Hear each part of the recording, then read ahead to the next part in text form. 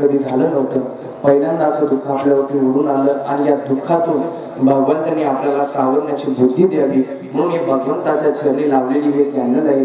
मी आता जर लावली देवाला त्या अंधारातून आम्हाला प्रकाशाकडे घेऊन जाऊ दे, हीच एक चरणी देवाला करतो। माझ्या भावासाठी मी एकच म्हणेल, चिट्ठी ना कोई संदेश जाने वो कौन सा देश जहाँ तुम चले गए। चिट्ठी न कोई संदेश जाने वो कौन सा देश जहाँ तुम चले गए, जहाँ तुम चले गए। आमचा दादा कुठेही असला तरी तो आमच्या अंतःकरणामध्ये आहे। दादाला फक्त एकच विनंती, तुम्ही लाईट बंद करा आणि या ठिकाणी देवाला आपण म्हणतो श्री अनंत मधुसूदन म्हणून देवाच्या चरणी प्रार्थना करू।